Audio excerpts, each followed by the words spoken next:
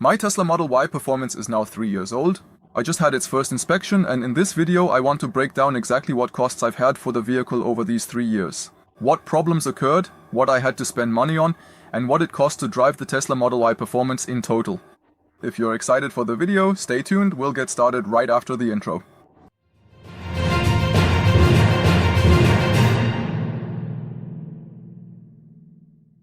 Hi guys, welcome to Smart 2 Drive. Yeah, let's jump right in. I've had the car for 3 years now. 2 weeks ago was its first official inspection. I've driven 36,300 kilometers with the car so far. The car is also connected to Tronity, so I have a lot of details and statistics about the car. But in this video I primarily want to look at the monetary aspect. What does it cost to drive the Tesla Model Y performance? Let's get to the first point, vehicle tax.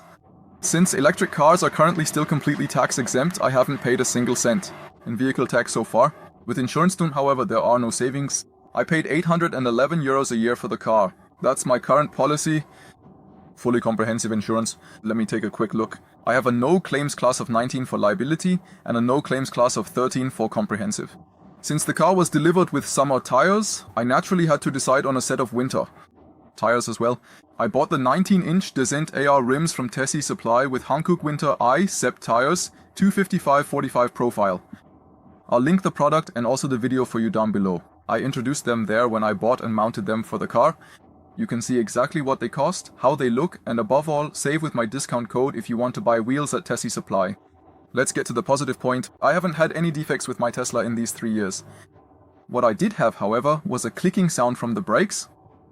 When you just braked, there was always this metallic sound, but only in winter, and when it was raining. So I went to Tesla, made a complaint, and Tesla said, yes, that's a common problem for this vehicle, especially for the Tesla Model Y performance. It's apparently common, and it's not a warranty case. For that reason, they could glue the brake pads for me. They put some kind of foam or something goes under there. I've already made a video about that. I'll link it in the video description. You can check it out if you have the same problem. And I paid Tesla for that, 141 euros and 12 cents. I did that last year, in November 2024, because it really annoyed me. This clicking sound just kept getting louder. I didn't like it at all. And that was actually the only repair, if you want to call it that I've needed for the car so far. It's not a direct repair, and it's also not... Tesla also really emphasized this point specifically. The braking performance was not affected. It's really just a cosmetic thing. For that reason, it wasn't covered under warranty. So I just paid for it because I thought, come on, 140 euros. It's worth it for the peace and quiet. And yeah, in the end it was worth it to me. I had my first main inspection 2 weeks ago. I actually did it through ATU. I compared online, and it would have been more expensive at TÜV than at ATU. At DEKRA it would have been even more expensive too. I paid 102 euros and 90 cents because an emissions test isn't needed for an electric car, and so it was just under 100 euros. Now, after 3 years, the TÜV passed the car through the main inspection without any defects. And accordingly I'm happy that I'll have peace of mind for another 2 years. And that was actually it for the costs. Now there's really only the monthly package left. Driving the Tesla costs 9.99 euros. For that, you get all the online features and above all, cheap charging at the superchargers.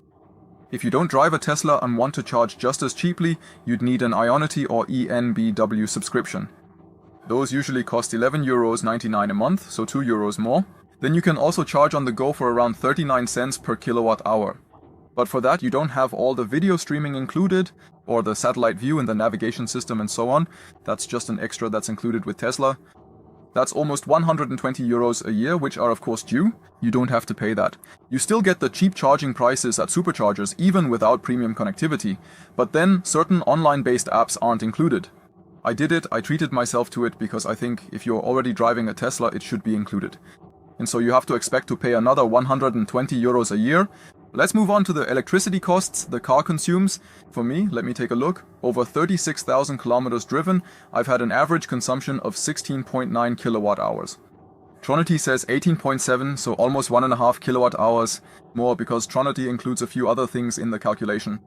I don't know who to believe more. I know that Tesla tends to show it a bit lower. Tronity is a bit too high in my opinion. That's because charging losses and such are included there. But I'd just say, let's calculate with 17 kilowatt hours. That's also what's often communicated in the community. 17 kilowatt hours of consumption, if you were to assume a charging price of 42 cents, then for every 100 kilometers, you'd have paid 7.14 euros.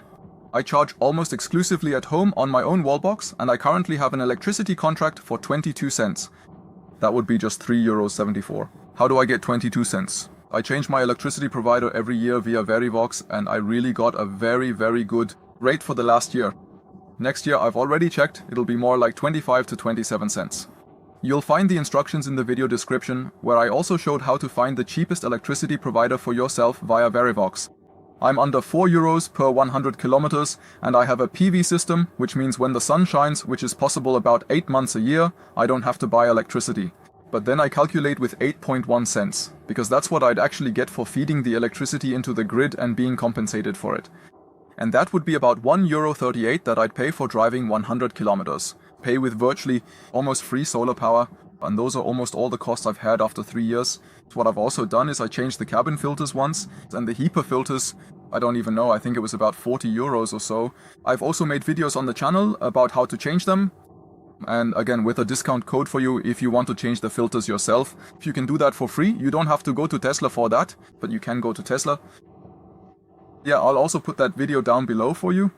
Yeah, and that was it in the end. Windshield wipers of course, but you have that with every car. I changed mine once, but even that shouldn't be necessary yet at 36,000 kilometers. And I actually haven't had anything else. For that, there's the GHG quota once a year, free pocket money for driving an EV. There's also currently almost €300 for 2026. You can do it with my link in the video description. You should definitely use it as an EV driver. And if you want to buy a Tesla, you'll also find my referral link in the video description, of course. If you liked the video, a brief overview of my costs. After 3 years of Tesla Model Y performance, I'd be very happy about a thumbs up. And if you subscribe to the channel, feel free to click the little bell, then I'll see you again next time. Take care, I'm out, bye bye. This video was presented to you by Yuma. At Yuma, you get balcony power plants and storage in excellent quality with German support from the German online shop. And with my discount link from the video description, you'll get €30 off your next order.